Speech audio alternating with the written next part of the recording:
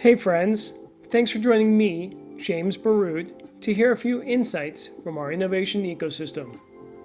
Today we'll hear from Yancey Strickler, the co-founder and former CEO of Kickstarter. So with that, Yancey, thanks again for joining us today. Talk to us about your journey. I grew up in Southwest Virginia, outside of Blacksburg, Virginia, on a farm, and just read books a lot as a kid and always dreamed of being a writer. That was my first goal in life. And I ended up moving to New York after college and started getting work as a music journalist. I spent 10 years writing about records for the Village Voice and Pitchfork and Spin and Entertainment Weekly. I was never like the best known person. I have a weird name. That was kind of my best asset as a journalist. And then it was during that period that I made a new friend, this guy named Perry Chen, who was from New York, and we met in New York, and he had the idea for crowdfunding a couple of years before. We met in 2005, and at the time I was as a music journalist running my own record label, and then he shared this idea of, what if people could propose something like an idea for a concert online, but no one would be charged unless the shows sold out. And that way the promoter wouldn't have to bear all the risk, like the public together would decide whether the idea should happen or not, whether the concert should happen or not. And so had this idea of like a conditional purchase. Something only happens if a quorum of people agree that it should happen. And yes, he invited me to work on that idea with him. And soon we made another friend, Charles Adler, about a year later. But we were three non-technical people trying to build a website in the mid 2000s. And during that time, to have a website, you still had to have like a closet full of servers and a smelly dude standing outside to have like a domain on the internet. There weren't the tools that you could easily chain together. So it was quite a long struggle to get the site up. It was, after I got involved, it was almost 4 years that Kickstarter went live, and there was a very concerted effort during that time, especially by Perry and Charles, to make that happen. But it launched in 2009, and it was really the first way that a creative person could propose an idea directly to the public and create it with them. That door was not available before, and there are a lot of new norms and behaviors that got set through the creation of Kickstarter, and it continues to be a phenomenal service. It just celebrated its 11th birthday. It's directed almost $5 billion to independent creative people, and it's sort of all sort of rests on a very optimistic belief in the power of ideas.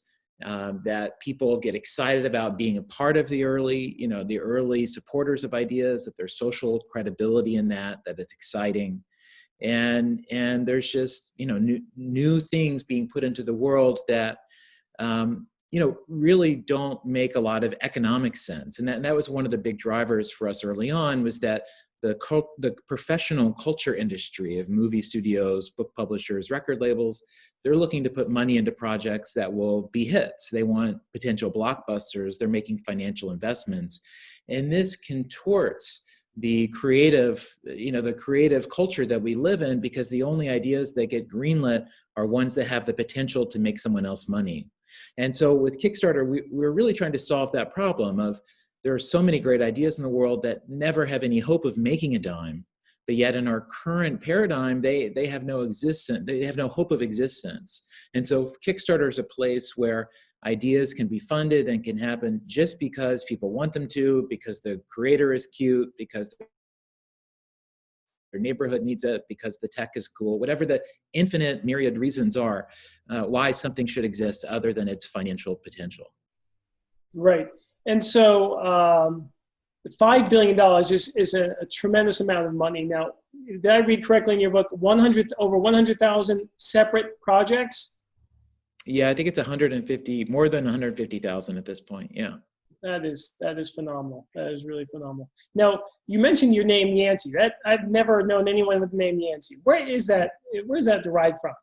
It's a Southern last name. I'm named after. There's a lot of Yanceys in North Carolina and Southern Virginia, and my father had a friend whose last name was Yancey, and he and my mom always liked the name. It's different. It's definitely different. Wow. Yeah. Okay, so, and for people who don't remember, there's some very popular, famous products that originated in Kickstarter. Can you name a few? Sure. Cards Against Humanity, Oculus Rift, Peloton, movies by Spike Lee, art by Marina Abramovich, Neil Young, Veronica Mars. The last 10 years, I believe it's 10 years in a row, there's been a Kickstarter funded movie nominated for the Oscars every year. This past year, Hair Love won the best animated short, was a Kickstarter project. It's so many things. There's hundreds of restaurants and movie theaters that opened around the world through Kickstarter. And, and a lot of those places are also looking for support right now as well, using Kickstarter and GoFundMe and crowdfunding in general. One of the things that was important for us from the beginning was to focus Kickstarter just on creative projects and artistic projects. We saw that the model could work for anything, that you could use crowdfunding to buy Jenny a prom dress or to do, pay for medical bills. But we come from creative backgrounds. Those are the people that we most connect with. And we really felt like to redefine fundraising and to make fundraising something that you're excited to do, that you feel proud of, and not something that is based on guilt, that you needed to create a different culture. And so we focused very explicitly on only people creating things and wanting this to be a positive place of possibility, and not so much a place of dealing with a lot of the harder things of life. And so that was a distinct decision early on, because we felt like creative people generally are not that well served, and building a culture and a space reserved for just those kinds of projects was really important for Kickstarter to be successful. Right. And you mentioned, again, in your book about how different Kickstarter was and is as compared to other companies. Can you talk about that? Yeah. Well, from the beginning, as co-founders, we always said that, our goal was for Kickstarter to be something like a public trust, almost like a utility. Can we just provide this service, try to stay out of the way, and not financially exploit our position? Because of our background, we all have backgrounds in music and art, and so we all have a strong aversion to selling out. The idea that you make something and then commercially exploit it to remove yourself, you burn that bridge with your community, and that was just something that we were never that interested in. And so we said from the beginning, like, this is about long-term, about building a kind of an institution. We want to, manage this, govern this as best we can. And so this led to, among other things, Kickstarter becoming a public benefit corporation in 2015. And this is a for-profit corporate structure where you are legally required to balance your fiduciary duties to shareholders with producing a positive benefit, a public benefit to society. And it's not just like a corporate CSR programs where you go clean up a park twice a year to apologize for how much money you make. This is like your non-financial purpose and your financial purpose have to be one-to-one. And it has a material impact on how you make decisions, because most companies, again, most executive teams, when put in this position, they will choose the option that drives the most financial growth. And they will assume that if enough financial growth is created, they can use that money to cover up or fix whatever the quote unquote externalities are of their decisions. But the truth is they don't do that. People don't do that. And CEOs aren't tenured enough in their job long enough to even care about those things. And we look for the financial shorthand as a way to make us feel more certain about making a right or a wrong decision.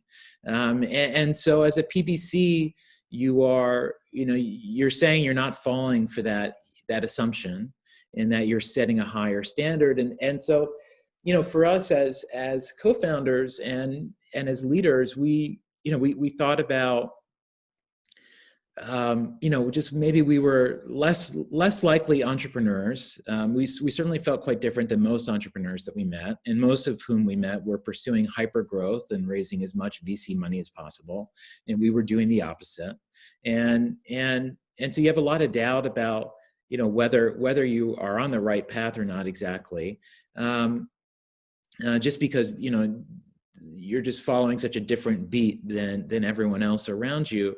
But we always saw this, this goal of really just having a deep alignment with our community, that by becoming a PBC, and Kickstarter's PBC charter includes things like the company can't use legal but esoteric tax avoidance strategies to avoid paying its taxes, that it will give its percentage of its after-tax profits to organizations fighting systemic inequality and providing arts and music education to young children, and really just trying to align every part of the company's operations with who we're serving, with the creative community, and just wanting to, just feeling like the long-term success depends on that. It depends on not creating as much financial growth as possible, and then hoping you get bought by a bigger player. That's ultimately what produces a worse off world.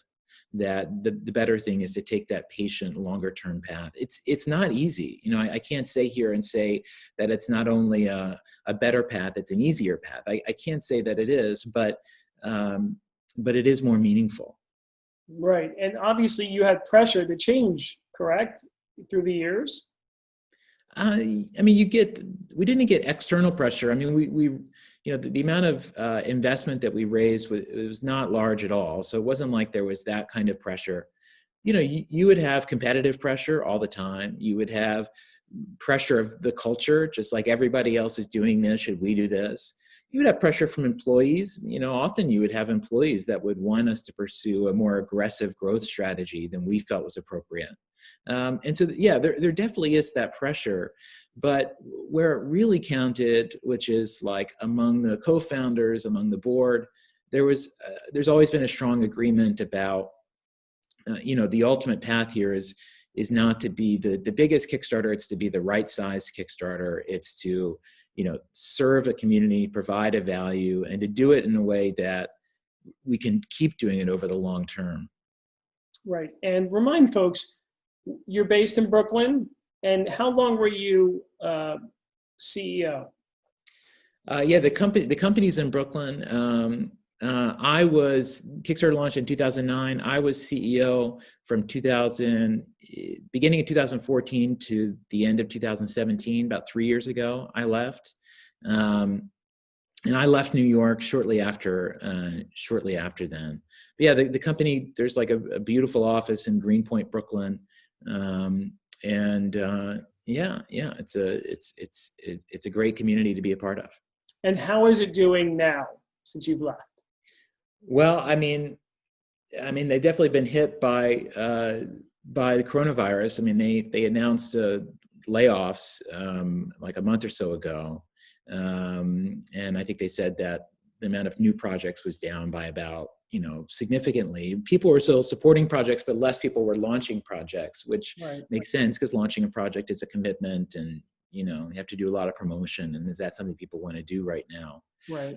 But it's about, it's about the long-term success. So there will always be these storms, and you have to weather them. You have to maintain your solvency through them. You have to keep providing a valuable service. You have to evolve as the world evolves.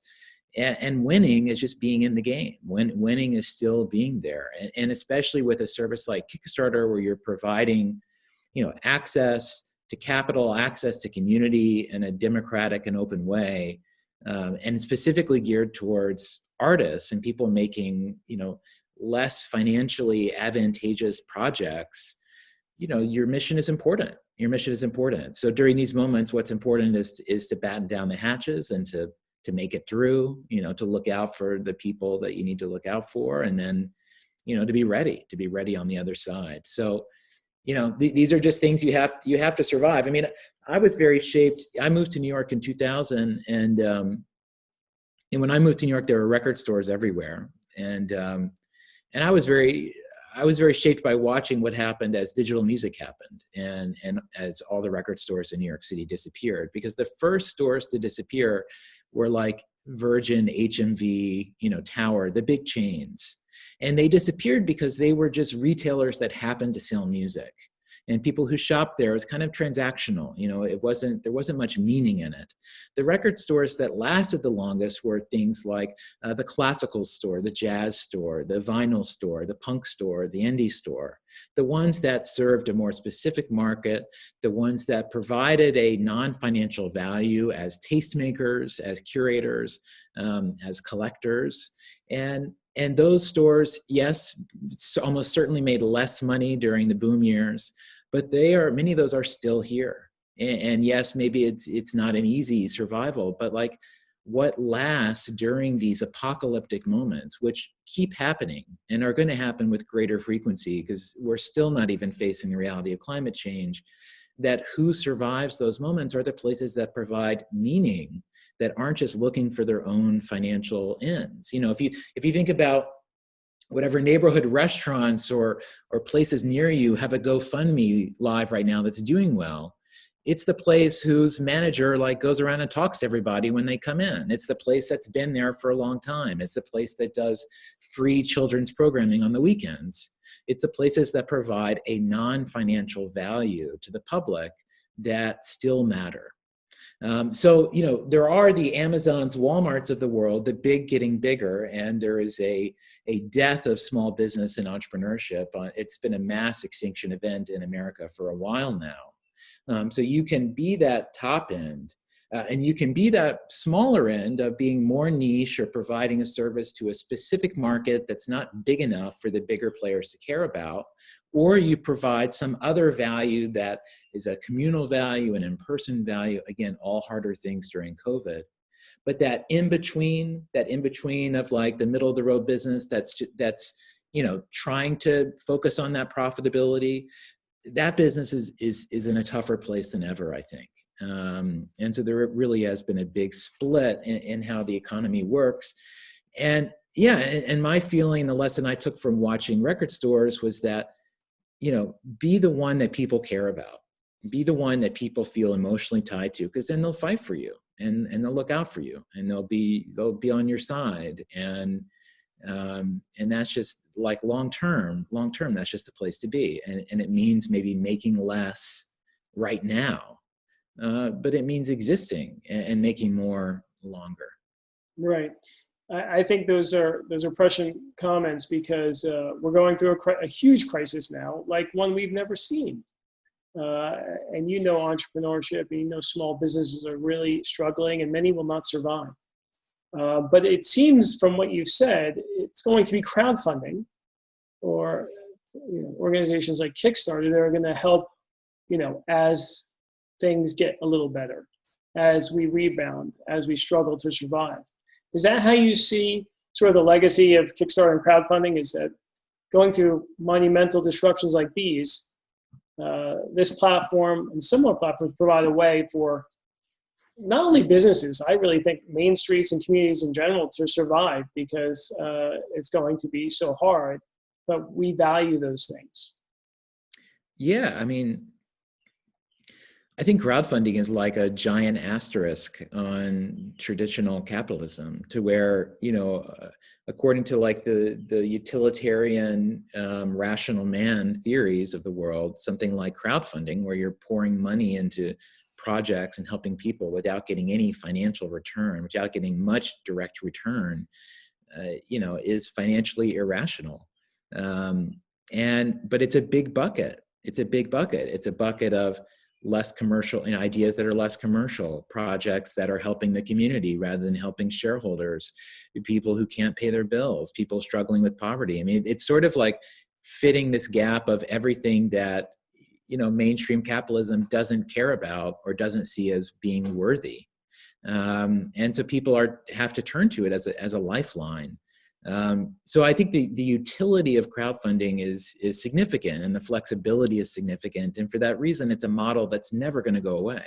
And even the idea that like lots of people pooling small amounts of money together to make something big happen, I mean, that seems like an obvious, natural idea, but that was an idea that Perry Chin had to come up with, that others thought of also independently. And that when we first, pitched people on that idea, potential investors, most people scoffed at it. Most people didn't think it sounded valuable. They would say, aren't these people starving artists for a reason? Why build something for people that nobody cares about? And that's how we tend to view things that aren't at, haven't reached a critical mass of attention. And so Kickstarter is really there for that niche. And this is what the internet is so great at as well.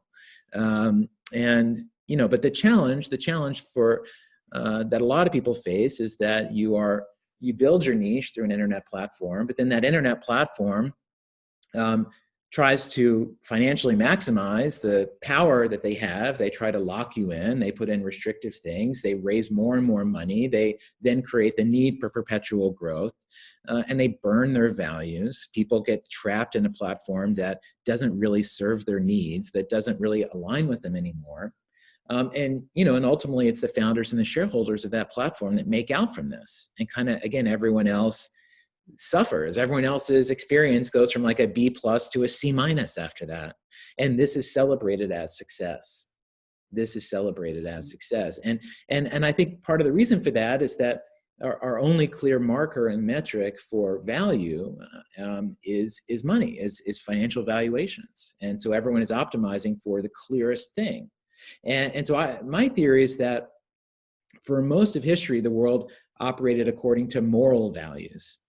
Ideas of what's right and wrong, what's beautiful, what's not beautiful, what's just, what's not just. Like, this is philosophy. This is like long, flowery debates and conversations. So it's about finding what's most right.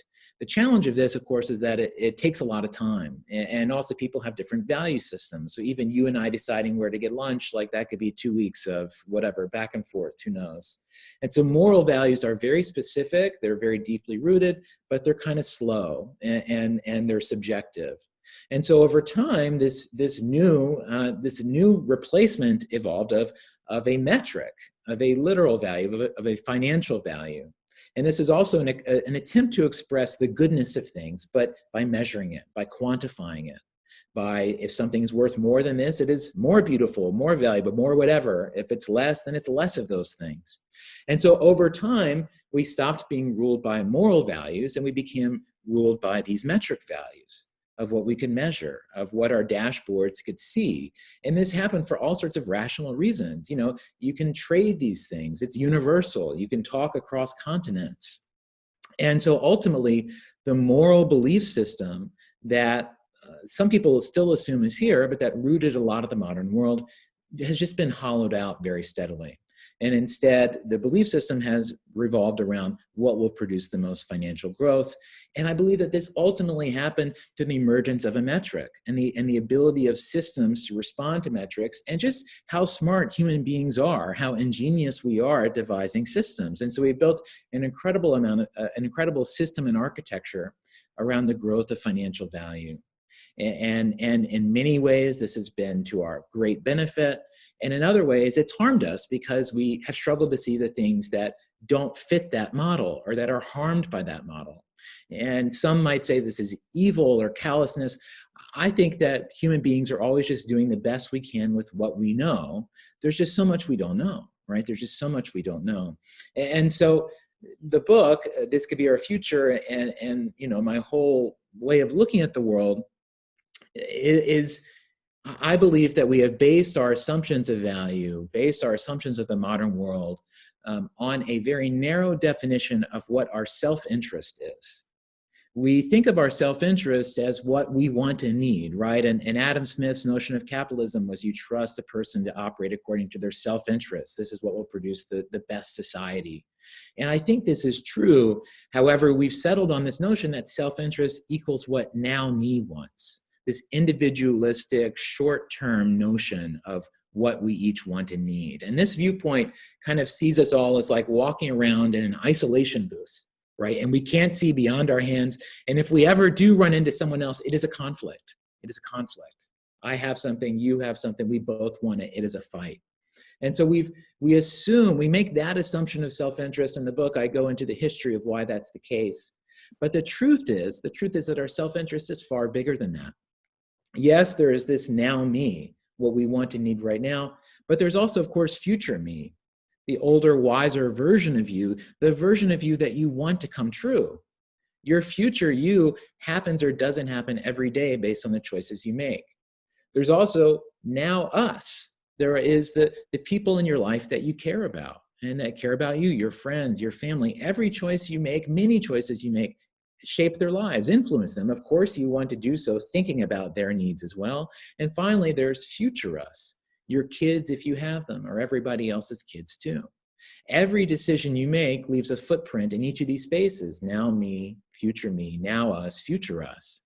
The challenge, the problem of the modern world is that we have trapped ourselves in this belief that now me is all there is. We think that's it. And so we struggle to imagine a better future. We struggle to build a better future. We struggle to create collective value. Instead, the only things that have benefited over the past 30 or 40 years are individualistic values, right? Like in the 80s, we talked about the me generation. It is like so far beyond that. You can't even imagine anymore. And we've based on this idea of just this individualistic short-term belief in what's important. And so we are bleeding the future dry as a result of this. And we're just trapped by this limited point of view. And so I've invented a philosophy, a framework based on that idea, this now me, now us, future us. And I imagine as 4 boxes. It's like a 2x2 matrix. And the first time I drew this, I thought, what is this a picture of? And I wrote, beyond near-term orientation. This is like a little simple framework to see beyond near-term orientation. And I realized that was an acronym for bento. And I thought about the bento box, the Japanese lunch, which has 4 compartments and a lid that lets you carry a variety of dishes without any of them getting spoiled. And so the bento always lets you have a diverse and balanced meal. And the bento box also honors a Japanese dieting philosophy called hara hachi bu, which says the goal of a meal is to be 80% full. That way you're still hungry for tomorrow. So Bentoism is the same idea, but for our values and self-interest, a way to remind ourselves to not just overindulge in what now me wants, but to leave space to make room to incorporate those other dimensions of our self-interest into our thinking. Like we know the future matters, we know other people matter. But making that a part of your thought process isn't easy. So we need help. And the world we're in now is exactly what a world looks like when everyone only thinks now me is what matters, right? And so this is the critical evolution. This is the yes and that is going to happen to our world in the next 20 years to make our world dramatically better. And to do that while trying to hold off climate change and really dramatically better, I think, in some ways, while dealing with stacks and stacks of crises based on a negligence of the past 40 years. Well, and let me just say, this book is amazing. I recommend it. Obviously, Yancey just gave a really elegant summary of some of the things he spoke about or speaks about in his book, but it's really illuminating. And I highly recommend that folks read it. I'm going to ask for questions. We have a few, but continue to submit the questions and I'll start pulling them. But before we do that, Yancey, I just want you to share. We have a lot of entrepreneurs in our audience. I wanted you to share just one thing, going forward that you recommend as we go through this difficult period. Yeah, I think it's that you have to have Peter Drucker put it as the theory of the firm. And what he meant by this is like, what is the what is your thesis for why your business exists? It's something a little bit different than the mission statement. Mission statements may be the change you want to affect in the world, but why you? Why your organization? How is it that you approach things in a way that is distinct, that is an authentic reflection of who you and your organization are? And the more specifically you can identify that and stay true to that, the more successful you will be. In Bentoism, I use an idea of coherence, the idea that we are most effective when we are coherent with who we actually are, when we are in integrity with what we most believe. And you create coherence by making choices that satisfy all four areas of the bento, like now me, now us, future us. And these same areas work for a company. The now me for a company is its profitability and just its growth, that it can survive. The future me of a company are its values, the things that it always wants to be true of itself. These are often expressed as kind of like your brand promise, what you're saying to customers you get by using your product. The now us is, for a company, is its stakeholders, your investors, your employees, your customers, your suppliers, your community, and then what specific promise you want to make to each of them. And then the future us for a company is your vision, where you want to be in 10 years. Now, what's funny is that every company's now me and future us are essentially the same. It is to grow and a world where they're bigger and more powerful than they are today. So every company wants to grow in similar kinds of ways. There are different strategies for doing it. But ultimately, the success of a company in achieving that growth comes down to its ability to hold on to its future us values, its brand promise, and its now us promise to its customers or stakeholders. So to give you an example, Apple, let's imagine Apple's bento. Well, Apple's mission statement is to build tools for the mind that advance humankind. So we'll say that's Apple's now me. Apple's now me is to build tools for the mind, plus like be profitable, all right? Apple's future me, what is Apple's values that it's always promising? Well, to go back to a 90s ad campaign, it's that they think different, right? Apple products think different, that's what you expect from them. All right, that's their future me. Apple's now us, what do they promise to customers? Well, that's actually interesting because Apple's customer promise, going all the way back to the 80s, was that they were the most user-friendly product. They were like the just works. To use DOS, you had to type. Mac, you had a mouse. Apple has always been the just works kind of technology. And Apple's future us, what is their vision for 10 years from now? It's still making tools for the mind that advance humankind that also grow Apple. And so if you think about one recent Apple success and one failure, you can get a sense of how important this view is. If you consider the Airpods, Apple's now me, yeah, it satisfies that, sure. Apple's future me of think different, the Airpods totally satisfy that. No wires, it's cool. The now us customer expectation that an Apple product should just work, that it's easy to use, the Airpods also satisfy that. You put them in, they immediately play. You take it out, they immediately stop. It's kind of a magical experience. If you compare that to the Apple Touch Bar that came out on their laptops, which got widely panned, yes, it thinks different. It's a different kind of feature on their computers. Other people don't do this. But the now us, the customer satisfaction, it doesn't work. It doesn't provide any utility. This was the main complaint about the Touch Bar. It doesn't do anything. And so even though this thought different, it didn't ultimately work as an Apple product because it wasn't coherent with what we expect from them. It failed for that reason. So thinking of your products and all your decisions in terms of, do they meet these expectations that we have set? If you meet or exceed those expectations, your idea, your product is likely to be well received. If it doesn't, or if it sets a wrong expectation, then people are going to say, what in the hell a compass for knowing what is right or wrong for you, really based on where you've been and what your goals are. Well, I think that's a good reminder to entrepreneurs, Yancey, to start planning and thinking about these things. All too often, entrepreneurs are rushing and racing in their heads. They're in the trenches, that they don't take the time to think about these things and plan their roadmap. Okay, so thank you for that. Let's get to questions. First question. One of the things that became frustrating as Kickstarter grew is it became a platform for those with marketing budget and true Kickstarter ideas couldn't get attention anymore. How do you respond to that? Yeah, there is you see this happen with user-generated platforms, any of them, where they begin as this wide open democratic thing, whoever wants to try it, and there's a language that gets defined and a culture that gets created. And then if it reaches a certain level of success, then it begins to professionalize, right? People see it as an opportunity. They move in and sort of up the game. The App Store, the Apple App Stores, I think the biggest example of this, I mean, if you remember, this seems like a million years ago, but Flappy Bird, like a very homemade kind of iOS game that was huge, like the #1 game in the App Store for quite a while.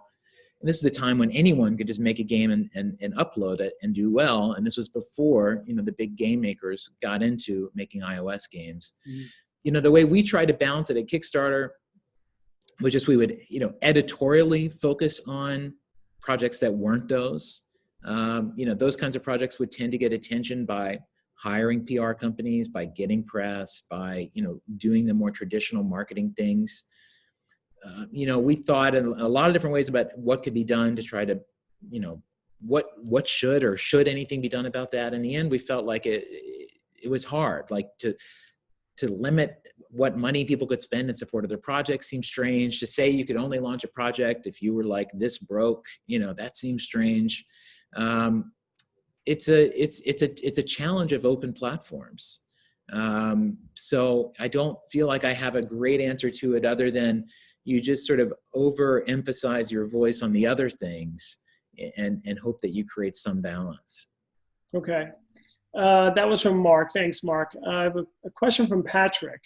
Before I get to that, I want to thank Esther Surdin, who's also covering this from New Jersey Tech Weekly. So thanks for being here, Esther, and thanks for all your coverage and support of the community. So Patrick says, or asks, does Kickstarter help promote some projects on the front page on their platform more than others? And if so, what drives that promotion other than the odds of them meeting their minimum funding goal?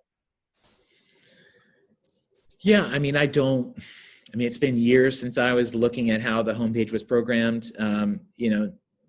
Generally there's like a hotness kind of algorithm that looks for what projects are trending, that people are liking. I think there's an effort in how those algorithms work to try to balance and make sure all categories are represented, that it's not just the ones that get the most backers. Again, in the past, and I don't know if it happens anymore, to be honest, but in the past we would editorially by hand just pick projects that we thought were exciting, that were inspiring. But what's funny is that, and this is the challenge of all platforms, is that if you put any level of human curation or human application or human filtering, you will, into your product, you will spend all day getting lawyered by users who will want the edge that they see someone else have, and will use all of their energy to do so. And so you as a CS team or as an integrity team or as a team you're trying to help people make great projects, you spend a lot of your time being asked to promote projects or to game the system to get certain outcomes, or fighting with people who want to get in who don't like that their project has been declined. And what's hard, it's hard because it puts you in a thankless position because it never feels good. And no one is ever going to say, you have made a good decision by rejecting me. No one is ever going to feel that. And this is where a lot of platforms end up just throwing up their hands and giving up. And you lower the rules or you get rid of the rules. And then the quality degrades, right? And then this is where you get like the Yogi Berra line, nobody goes there anymore, it's too crowded. And so it's hard. Like moderating a website is hard because everybody knows better than you. And you, as an employee, as a company, you spend an inordinate amount of energy dealing with that. Right. So we have a question from Zane. How do VCs, venture capitalists, or innovation arms of huge companies use Kickstarter or its data? I don't know. I don't know. I know during earlier times, certainly it's a place to scout projects. I think today, most likely, I mean, funding hardware is hard. It's hard to get traditional VC funding. So I think a lot of things do start on Kickstarter there in the hardware space. I mean, I'm sure that Kickstarter is a place that people scout. I mean, data, we make a lot of data freely available on the site. And there's a lot of advanced tools that you can use to drill down. And we've always been very open with that kind of stuff, but there's nothing proprietary out there that I know of. Okay. We have a comment and then a question. First, thank you for your beautiful, deep articulation of the Kickstarter why. Love how Bentoism connects smaller worldview to larger ecosystem. And here's the question. How do we enact these values into our economic environment besides ESG stocks? And what's next for you? Well, I think the change is happening now. I think it's happening. I think that companies are adopting greater responsibility. It's rhetorical. There's a lot of rhetorical stuff. A lot of pronouncements. But I think in the end, these things will end up getting backed up. I think the customers will pressure them. The public will pressure them. So I think that we are, in many ways, I think capitalism and the behavior of companies is bending in a positive way. I am, in the book, I argue, I argue a kind of a 30-year horizon for change, a 30-year theory of change. I think change mainly happens from a generation dying and new people being born. I think change happens more through death than people changing their minds generally. And there's a number of reasons why I think a change like the one I'm talking about, where we dramatically shift how we see our self-interest, I think that's a very plausible shift. And so, I'm focusing on this now by personally just teaching this. I do 3 sessions a week, 3 free online sessions a week where I teach Bentoism. I do one Sunday mornings. I've been doing one Sundays and Mondays, and then another one, I'm doing one this afternoon. And I'll be doing more of that. I also just began a fellowship with the Drucker Institute, started by Peter Drucker, business guru, and that's focused specifically on applying Bentoism to the needs of organizations. And so they advise some of the largest companies in the world, and I'm going to get a sense of how they work and also just try to bring these ideas into those spaces. And I'm doing a similar thing in the tech space too with another collaborator. So, I think that maybe a unique offering I have is that I'm an operator. I know what it is to run a company. I know what it is to make hard decisions. And I have great empathy for those things. I'm not a bomb thrower at capitalism. I view it as being, extremely successful at what it's done, but I just see the potential for more. And so I view myself as having just a unique combination of experience and voice that maybe lets these ideas be heard.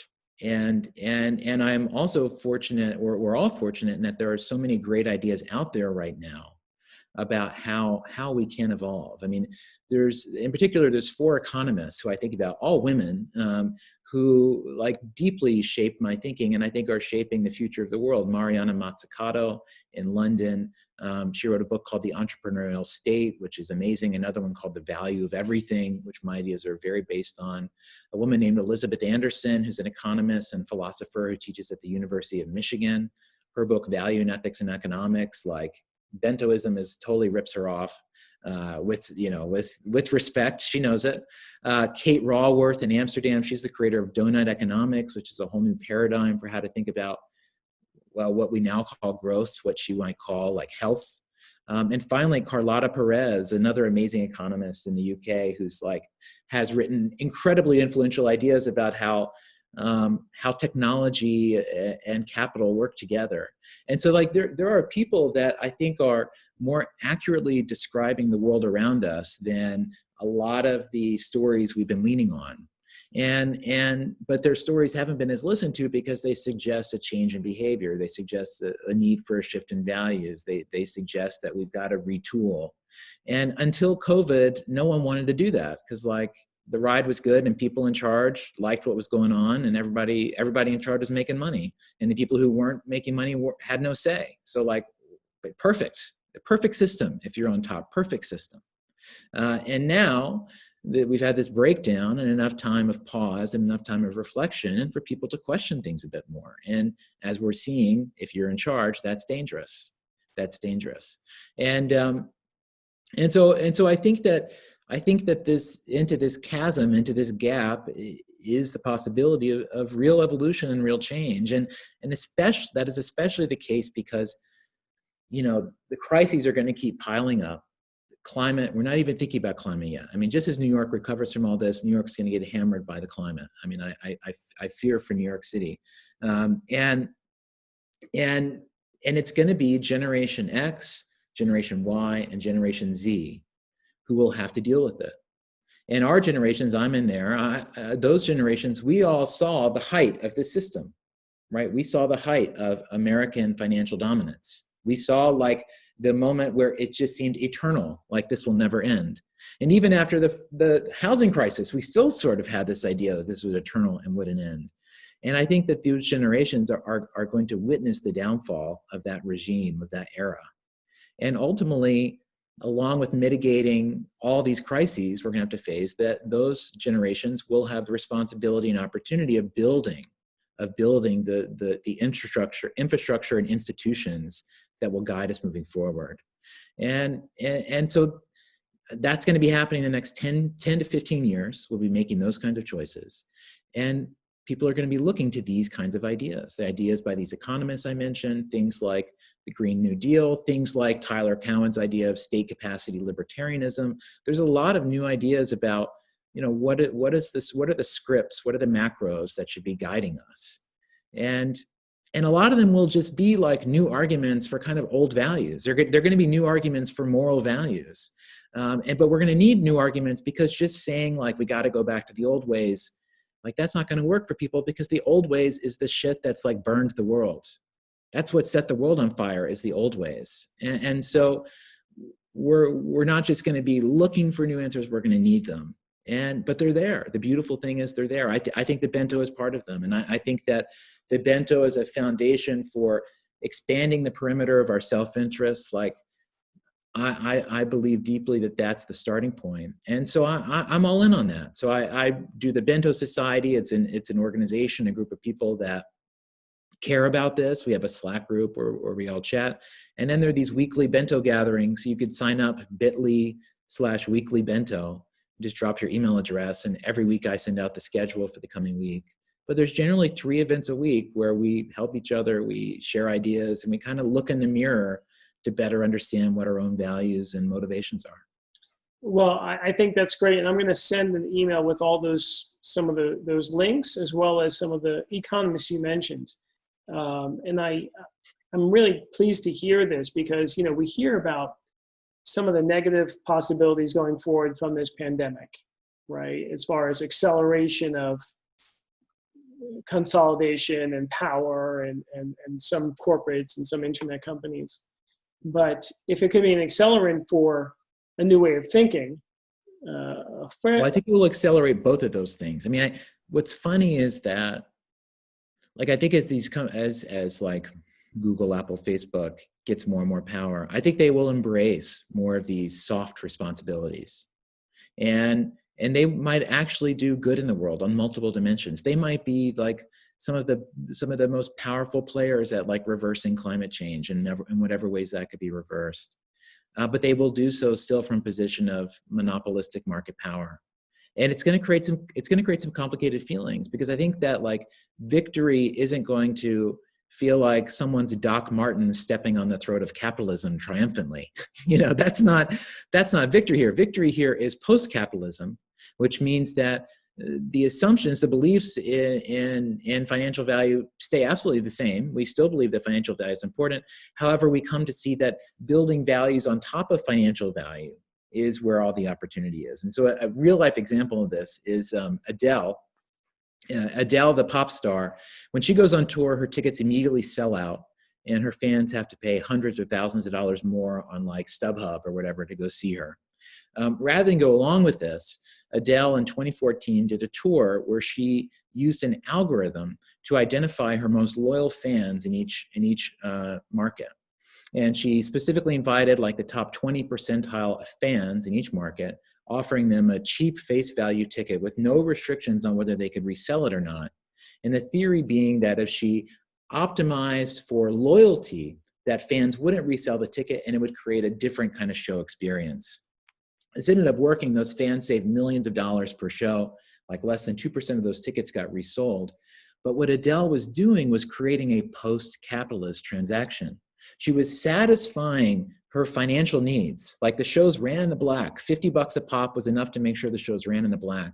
But what she was maximizing for was a non-financial value. She was satisfying financially, maximizing for loyalty. Now, when I've told this story, sometimes an interviewer will scoff and say, but of course this works out for Adele, right? If she's loyal to her most loyal friends, they probably spend more money with her in the long run, right? So she's not actually giving anything up. To which I say, exactly. We believe that only now me is how we achieve our self-interest. We believe that now me is the only space that matters, but it doesn't. Creating a decision that satisfies now me, but that optimizes for another dimension of life is actually way more rational and way more impactful and totally makes sense, but hasn't been possible before. So I think that we're going to start to work our way in to a different decision-making matrix for why things happen.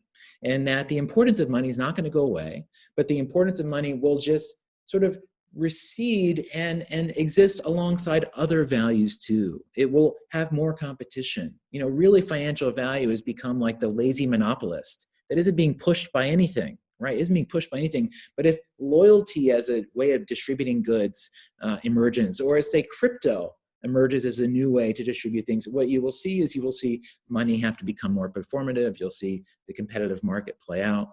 But I think that there's different kinds of transactions that are going to happen, and that the importance of money isn't going to go away, but the other values are going to rise alongside them, and that this still might mean a lot of the same players being in charge. Well, that answered Layston's question about companies returning to normal. And I think there's people, as you mentioned, especially big ones, they can't return to normal. They'll have to evolve and be more sort of cognizant of the changes and the reality of the society. But Mark asks, is there any area where Bentoism does not apply?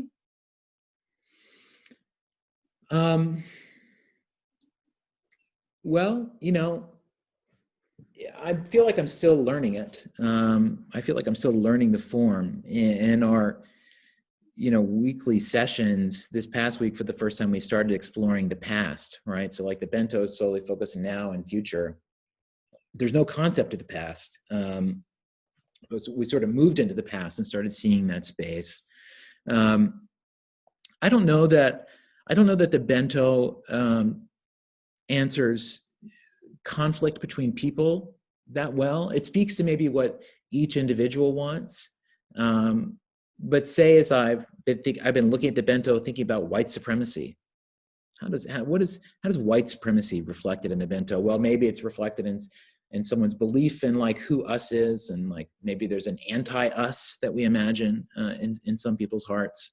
But does it really explain like how it is a group can feel it's right to subjugate another group, or can it explain the way that one group of people, like Black Americans, are trying to find coherence in their lives the same way everyone else is, but yet are doing so in a culture where another group is actively trying to disrupt and destroy any kind of security they might feel. And so when I think about problems of that scale, I don't know what it has to say. I feel like it's very much a powerful tool for personal or organizational reflection and creating a path for moving forward. But I think what's meant to happen when two bentos collide, or incompatible value systems collide, that I feel like I'm still learning. Great. Well, Yancey, this has been really illuminating and really informative. I want to thank you for taking the time. Thanks for joining us. I hope you enjoyed the show. Please like it, leave a review, and subscribe. See you soon.